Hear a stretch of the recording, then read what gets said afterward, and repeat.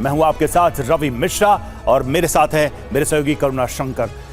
हम शुरुआत करेंगे अपने show agenda full and final की। हम इस बुलेटिन में आपको देश और दुनिया की हर वो खबर दिखाते हैं जो दिन भर का एजेंडा सेट करती है। बिल्कुल, और आज की नेशनल और इंटरनेशनल एजेंडा सेट करने वाली खबरें क्या है, आप देखिए। एजेंडा 100 दिन आखिर क्या है? इलेक्शन कमीशन में कांग्रेस वर्सेस बीजेपी। पाकिस्तान में मोदी फियर कैसे बढ़ता हुआ नजर आ रहा है, धधकते जंगल की खबर आपके सामने। और आपकी जेब पर कैसे बढ़ेगा और बोझ, ये खबर भी आपके सामने होगी। और बड़ी खबर के साथ हम शुरुआत करें पीएम मोदी के तीसरे टर्म पर। चीनी अखबार ग्लोबल टाइम्स ने क्या लिखा? मोदी पीएम रहे तो टकराव की आशंका कम है, ग्लोबल टाइम्स ने कहा। मोदी के तीसरे टर्म में बेहतर संबंध संभव है, तो ये चीनी अखबार ग्लोबल टाइम्स की तरफ से कहा गया है। हमारे संवाददाता मनीष झा इस वक्त लाइव जुड़े हुए हैं। मनीष, क्या बड़ी बातें सामने आ रही है ग्लोबल टाइम्स की तरफ से? बिल्कुल, देखिए, ग्लोबल टाइम्स की तरफ से यह दावा किया गया है कि अगर प्रधानमंत्री मोदी की तीसरी बार सरकार बनती है तो वैसे हालत में भारत और चीन के संबंध अच्छे होंगे, सुधरेंगे और जो टकराव की स्थिति अभी बनी हुई है वो नहीं बनेगी। हालांकि अगर देखा जाए तो प्रधानमंत्री मोदी ने चीन के साथ संबंध सुधारने के लिए अपने पहले कार्यकाल में ये मौका दिया भी था।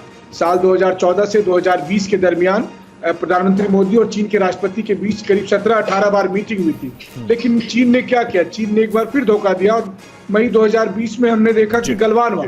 उसके बाद से भारत ने जिस तरह से चीन का जवाब दिया है, चाहे एलएसी पर हो या फिर हर मोर्चे पर हो, मुझे नहीं लगता है कि कोई फर्क पड़ने वाला है, क्योंकि हर कोई अब समझ गया है कि चीन की नीयत में खोट है और वैसी स्थिति में चीन को किस तरह से जवाब देना है ये भारत सरकार जानती है।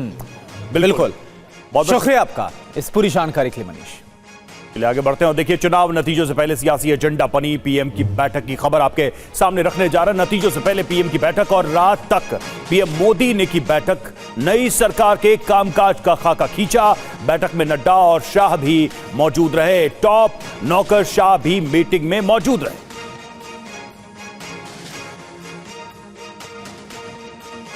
और देखिए, अभी नतीजे आने बाकी है और इससे पहले पीएम मोदी ने ताबड़तोड़ बैठक भी शुरू कर दी है। कन्याकुमारी से लौटते ही पीएम मोदी ने अधिकारियों और टॉप नौकरशाहों के साथ बैठक की।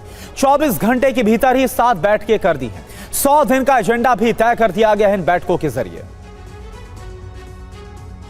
और पीएम मोदी ने अलग अलग बैठकों में अलग अलग गंभीर मुद्दों पर बात की। 100 दिन का एजेंडा बताया, खाका तैयार करने को कहा और एग्जिट पोल नतीजों में बीजेपी को स्पष्ट बहुमत मिलता दिख रहा है। ऐसे में पीएम ने तीसरे कार्यकाल के कामकाज का एजेंडा सेट कर दिया है। पीएम ने अस्पतालों में फायर सेफ्टी ऑडिट के लिए अधिकारियों को कहा, हीट वेव को लेकर भी निर्देश दिए हैं। इसके अलावा रेमल तूफान से तबाही पर अपडेट लिया गया है पीएम मोदी की तरफ से और जरूरी कदम उठाने का कहा गया है।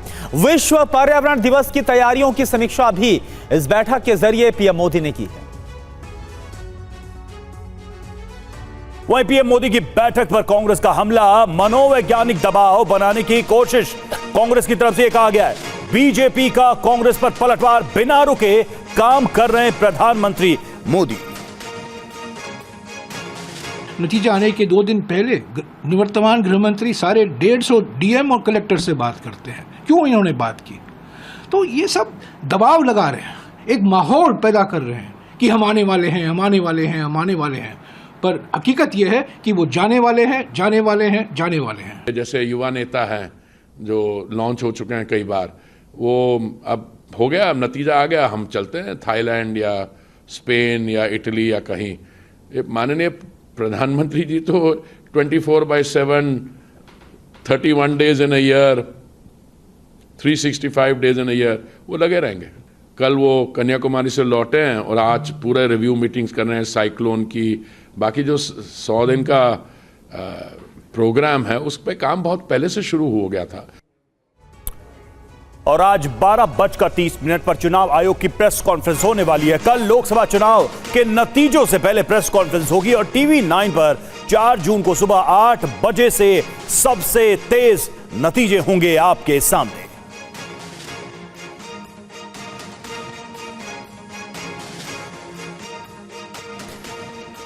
और देखिए टीवी9 के एग्जिट पोल में एनडीए को कुल 346 सीट मिलती हुई नजर आ रही है, जबकि इंडिया गठबंधन को 162 सीट मिलने का अनुमान है। बीजेपी को 311 और सहयोगियों को 35 सीट मिलने का जो अनुमान है वो लगाया गया है।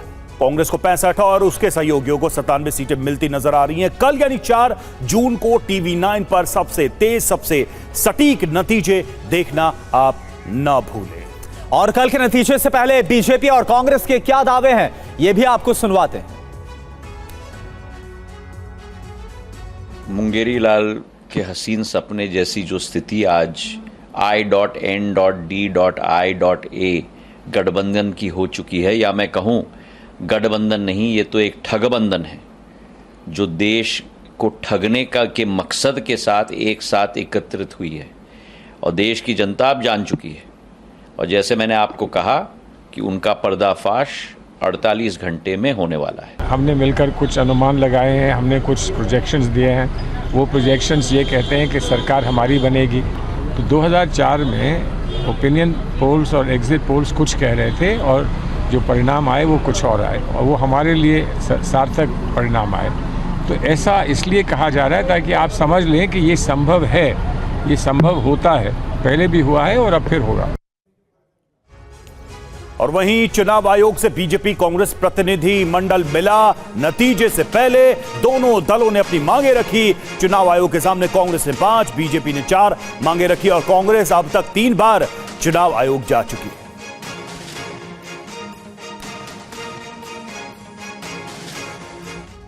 तो आप देखिए बीजेपी की तरफ से 4 मांगे रखी गई हैं, तो कांग्रेस ने 5 मांगे चुनाव आयोग के सामने रखी है। अब बीजेपी की मांग क्या है और कांग्रेस की तरफ से कितनी मांगे रखी गई, देखिए बीजेपी ने चुनाव आयोग से कुल 4 मांगे और कांग्रेस ने 5। बीजेपी की तरफ से काउंटिंग में लगे अधिकारी को पूरी जानकारी हुई है कहा गया, तो कांग्रेस की तरफ से मांग है पोस्टल बैलेट से पहले ईवीएम नतीजे जारी किए जाने चाहिए।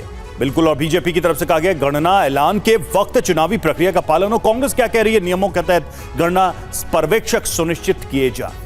इसके अलावा बीजेपी की मांग प्रक्रिया में बाधा डालने वालों पर कठोर कार्रवाई की जाए, तो कांग्रेस की मांग सीसीटीवी निगरानी कंट्रोल यूनिट वेरिफिकेशन किया जाए। बीजेपी की मांग है चुनाव आयोग पर सवाल उठाने वालों पर एक्शन लिया जाए। कांग्रेस कह रही है मशीन से जो डेटा आए उसे कंफर्म किया जाए। जो 1.5 करोड़ अधिकारी पूरे इलेक्शन प्रोसेस में जुड़े थे, उसमें से जो लोग काउंटिंग में जुड़े हैं उनकी और सभी काउंटिंग एजेंट्स की भी सुरक्षा के मद्देनज़र रखते हुए कड़े कदम उठाए जाए और निगरानी रखी जाए कि सही माने में काउंटिंग प्रोसेस ठीक से हो। पोस्टल बैलेट्स की गिनती पहले ली जाएगी, यानी ईवीएम की गिनती के पहले पोस्टल बैलेट्स की गिनती ली जाएगी। और अब दिल्ली का सियासी एजेंडा सेट करने वाली खबर आपको बताएं। 5 जून तक की न्यायिक हिरासत में गए हैं अरविंद केजरीवाल। 5 जून को ही अंतरिम जमानत पर अब फैसला होगा। कल बेल खत्म होने के बाद एक बार फिर से तिहाड़ जाकर सरेंडर किया था। तिहाड़ जेल में अरविंद केजरीवाल ने कल शाम सरेंडर किया था। 4 तारीख को भी मंगलवार है। भली करेंगे बजरंग बली, करेंगे कि नहीं करेंगे? बोल बजरंग बली की। इनका नाश करेंगे, तानाशाहों का नाश करेंगे। अपने को किसी व्यक्ति विशेष से अपनी कोई दुश्मनी नहीं है, अपनी दुश्मनी तानाशाही से है। तानाशाही बर्दाश्त नहीं है अपने को।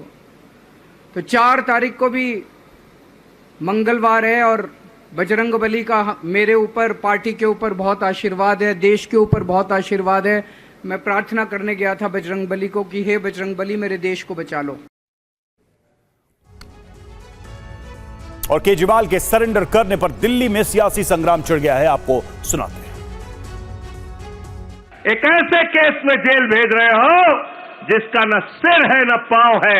मैं पूरे दावे के साथ कहना चाहता हूं, ये मामला न्यायालय में नहीं टिकेगा। जेल का ताला टूटेगा, अरविंद केजरीवाल छूटेगा, उसको कोई। अरे कौन आजादी के लड़ाई के जेल जा रहे हैं? लूटा है, शराब घोटाला किया है अरविंद केजरीवाल जी ने, उसके लिए जेल में है और कोर्ट ने कहा था कि बेल नहीं मिल सकती। पिछला जो 2019 और वहीं पश्चिम बंगाल की बात करें, नतीजों से पहले पश्चिम बंगाल के संदेश खाली में एक बार फिर से तनाव है। पश्चिम बंगाल के संदेश खाली में फिर से बवाल मच गया है। अगरहाटी गांव में महिलाओं और पुलिस के बीच झड़प हो गई। रैपिड एक्शन फोर्स से भिड़ गई महिलाएं। धक्का मुक्की के दौरान कई महिलाएं पानी तक में गिर गई। महिलाओं पर पुलिस ने लाठीचार्ज किया। हिंसा के आरोपी को पकड़ने गई थी पुलिस, और इस दौरान देखिए कैसे महिलाओं और रैपिड एक्शन फोर्स के जो जवान आपको नजर आ रहे हैं, उनके बीच महिला जवान आपको आगे नजर आ रही हैं, उनके बीच में कैसे भिड़ंत हो गई। कुछ महिलाएं पानी में भी गिर गई। মদ খেয়ে তো টিএমসি ছেলেরা মদ খেয়ে ওখানে বোম ফেলেছে, ফেলে এত বিজেপি ছেলেদের নামে দয়ে যাচ্ছে। বিজেপিরা আছে বলে বিজেপিরা আছে, ছেলেরা আছে মেরেছে, বোম মেরেছে। और अब बात इंटरनेशनल एजेंडा सेट करने वाली खबर की। एग्जिट पोल के बाद पाकिस्तान में टेंशन है। पाकिस्तानी मीडिया रिपोर्ट्स में चर्चा है, मोदी आए तो अखंड भारत बनेगा, पाक मीडिया का यह दावा है।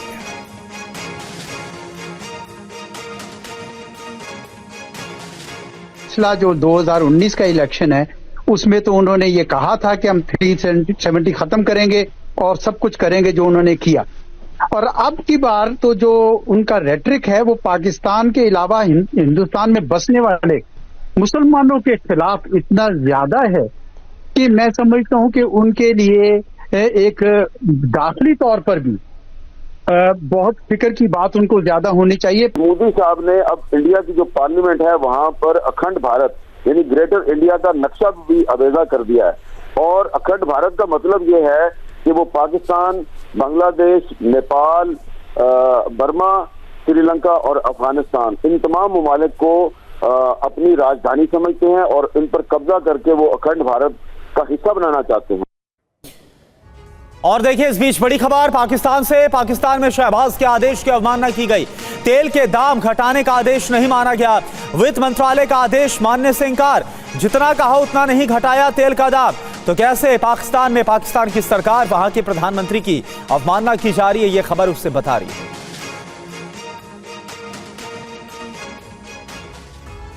और पीएम शहबाज के पेट्रोल डीजल के दाम घटाने का आदेश पीएम शहबाज ने दिया था। पेट्रोल के दाम 15 रुपए 40 पैसे घटाने और डीजल के दाम 7 रुपए 90 पैसे घटाने को कहा गया था।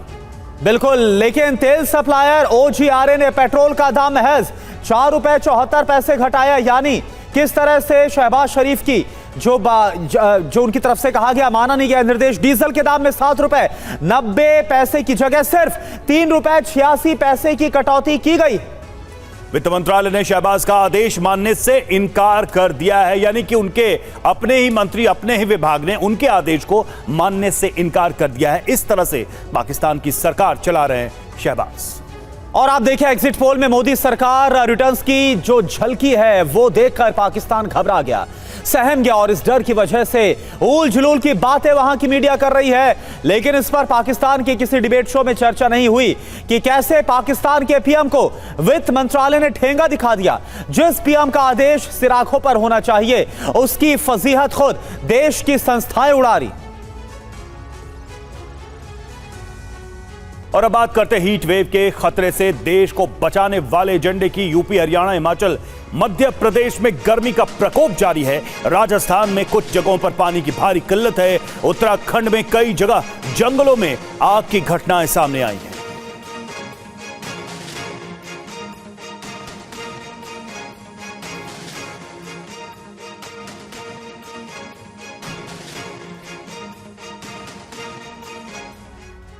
और आप देखिए गर्मी के कहर के बीच धधकते उत्तराखंड के जंगलों की तस्वीर इस वक्त हम आपको दिखा रहे हैं। पहली तस्वीर मसूरी की है, जहां पर देवलसारी रेंज के जंगलों में आग लग गई है।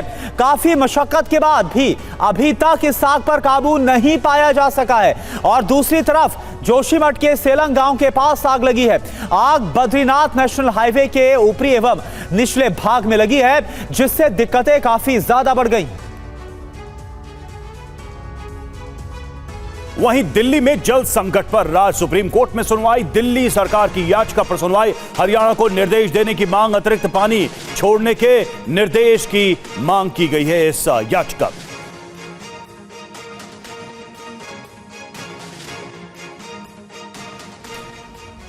तो दिल्ली में जल संकट पर सुप्रीम सुनवाई आज होनी है। अब आपको इस भीषण गर्मी के बीच राजस्थान के अजमेर की कहानी भी दिखाते हैं। दरअसल अजमेर के गांव बलवंता में पानी की भारी किल्लत है। गांव की 5000 की आबादी के लिए एक पानी की टंकी है महज, जिससे गुजारा नहीं हो पा रहा। हैंडपंप भी खराब पड़े हैं। टैंकर वाला 400 से 500 रुपए लेता है, लिहाजा 2 से 3 किलोमीटर का सफर करके हाईवे के पास बीसलपुर में एक जगह पानी की लाइन में रिसाव है, उसी से पानी भरकर यहां पर लोग लाते हैं। 5000 की आबादी वाला यह गांव काफी लंबे समय से पानी की समस्या से दो चार हो रहा है। ग्रामीणों का दावा है कि पानी की किल्लत से शादी के रिश्तों पर भी अब काफी बुरा असर पड़ रहा है। गांव में इसकी वजह से कई बीमारियां हो रही है। दूसरी चीज जो सबसे एक सामाजिक मुद्दा है कि रिश्तों पर असर पड़ रहा है सर। पीने को पानी नहीं है, इसलिए महिलाएं या नए जो रिश्ते हैं वो यहाँ पर होने से लोग बाग कतराते हैं। करिए ना, अब की बारी करिए, शिकायत करते करते हो गया, अब के आ जाएंगे, अब के आ जाएंगे। हर 5 साल में करे, बोलते आ जाएंगे, अभी तक भी नहीं है। और अब आपको राजस्थान के ही जोधपुर से आई एक तस्वीर दिखाते हैं। यह तस्वीर है वीरेंद्र सिंह की, जो गर्मी से बचने की अपनी देसी तकनीक के लिए आजकल काफी चर्चा में है। दरअसल वीरेंद्र ने अपनी स्कूटी के आगे वाले हिस्से पर एक पानी की बोतल रखी है और उससे एक पाइप कनेक्ट कर दिया है।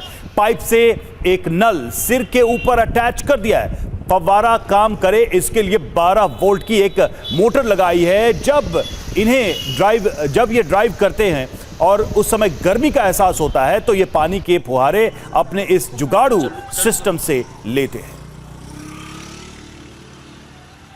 और अब आपकी जेब पर असर डालने वाली बड़ी खबर आपको बता रहे हैं। आज से सभी नेशनल हाईवे पर 5% टैक्स बढ़ेगा। NHAI ने टोल टैक्स बढ़ाने का ऐलान कर दिया है। बढ़ती महंगाई की वजह से टैक्स बढ़ाया गया। NHAI की तरफ से कहा गया देश के कुल 855 टोल टैक्स प्लाजा पर आज से ये बढ़ोतरी लागू हो जाएगी।